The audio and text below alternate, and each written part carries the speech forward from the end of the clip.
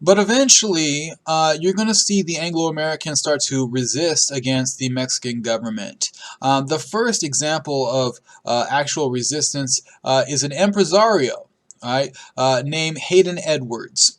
Here's a picture of Edwards.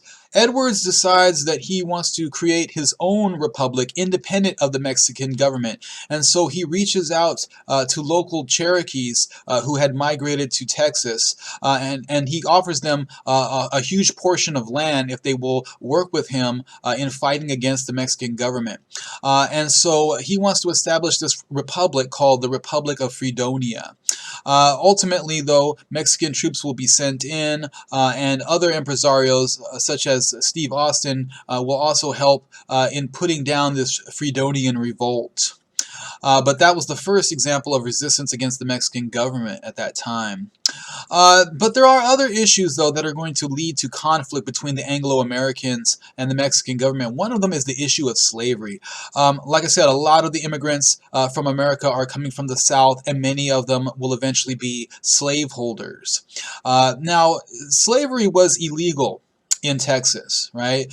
You weren't supposed to have slaves, but the immigrants found ways around this. What they did was they would free their slaves before they got to Texas, right? They'd set them free, and then still bring them in, though, and treat them as indentured servants. An indentured servant is somebody who works for somebody, and they're like a slave, basically, but they're paid a wage, and they're supposed to be working towards buying their freedom. Right, that's their goal, is that they're getting paid. Eventually, they'll buy their freedom. But basically, Steve Austin is able to get this okayed by the Mexican government. It's called permanent indentured servitude. So basically, the slaves were not, legally slaves, but they were at the same time. Mexico, though, will eventually prohibit slavery in 1829. The Mexican President Guerrero will prohibit slavery, and part of the reason for this is to stop Anglo-American immigration from Texas. Yeah, at this point, they don't want any more Anglo-American immigrants. The ones who are already there can stay, but they don't want more flooding into the territory because their numbers are getting too high, and it's getting a little concerning. Eventually, Guerrero will rescind this law, and the ban on slavery will not apply to Texas, right? So the Anglo-Americans get a win there. But soon, the Mexican government will actually ban immigration from the United States. They're not just trying to discourage it by stopping slavery at this point. They're just straight up banning it, right? They're going to pass a law that will ban Anglo-American immigration.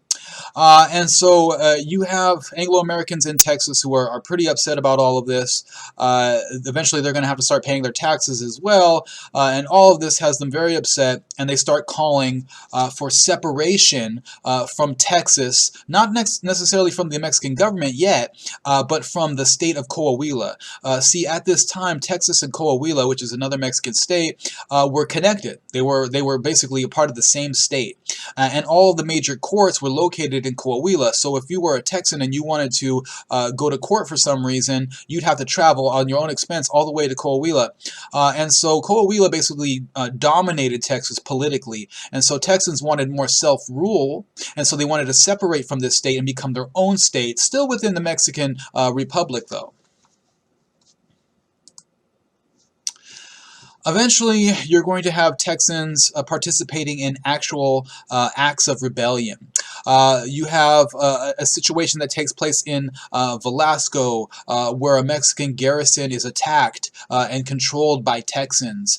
This happens in 1832. A couple years later, you're going to have Texans rise up against Mexican soldiers in Anahuac and also in the village of Gonzales. In all of these cases, the Texans are actually going to be victorious against Mexican forces. On October 4th in 1835, the Texans will actually declare war against Mexico. And so Mexican soldiers will be sent up to try to stop this rebellion. General Cos, that's C-O-S, of the Mexican army will come up and gain control of San Antonio de Bejar. That was one of the major settlements in Texas. It's primarily a Tejano settlement, but basically the Mexican government will go there and take control of that settlement.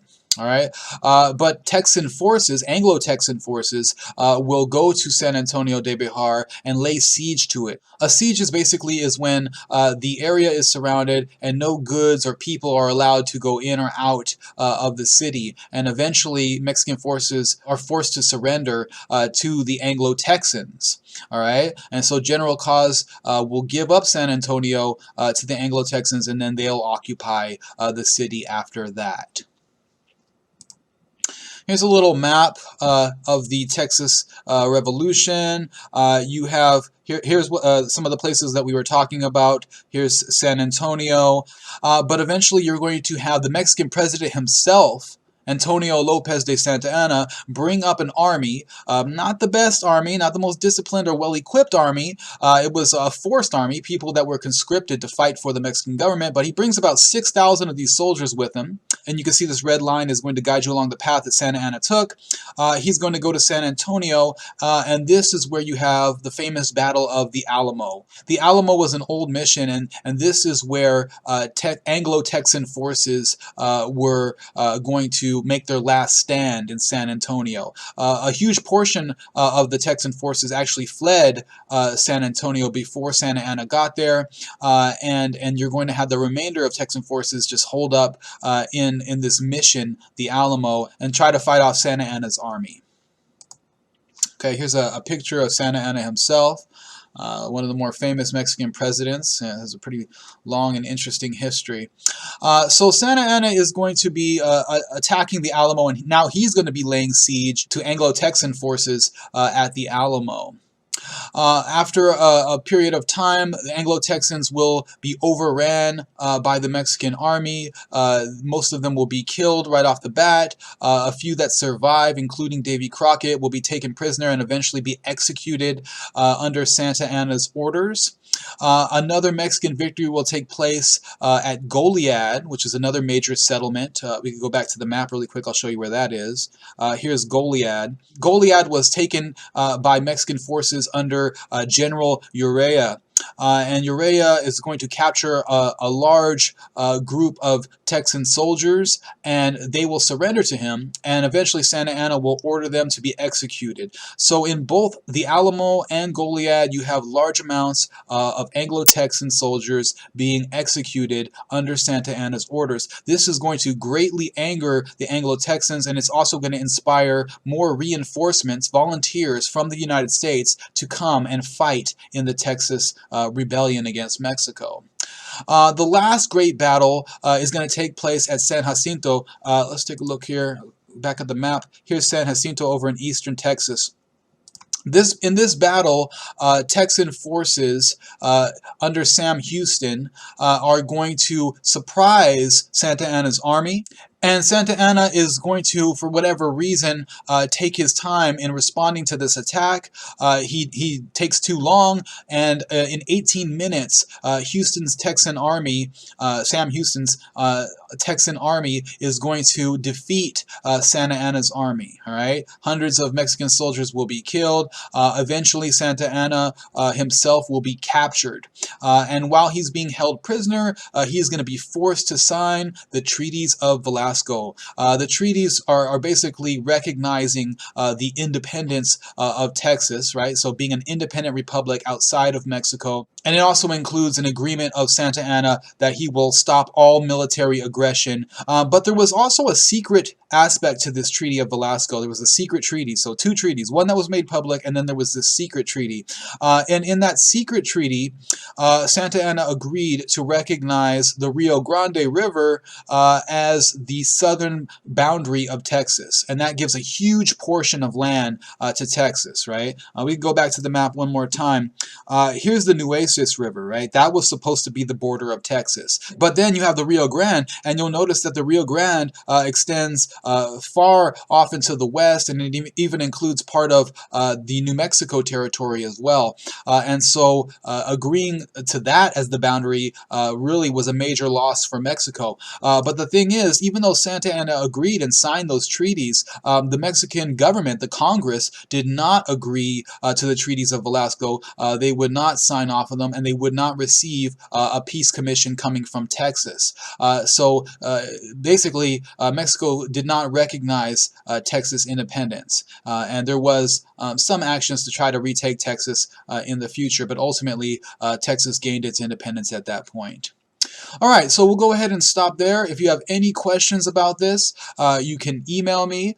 Oh yes, about the actual reading questions. Those reading questions are there as your homework, and you don't necessarily have to turn them in, but you definitely want to get them done. I cover most of them in the lectures, but not everything. But all the information that you would get from answering the questions could possibly show up on the exams. So that's why you want to do those questions. You don't want to lag on those. I know, it's an 8-week course and you don't have a lot of time, but you don't want to fall behind on those reading questions. Just while you're doing the readings, take the time to answer the questions. Trust me, this will help you greatly when it comes time for the exams. I mean, on the exams, you're not going to have the exact same questions. The questions will be different, but I will be basing them on the information that is in the readings that the questions cover, right? So they won't be the exact same questions in many cases, but they will involve the same information. Okay, it just may be a little more specific.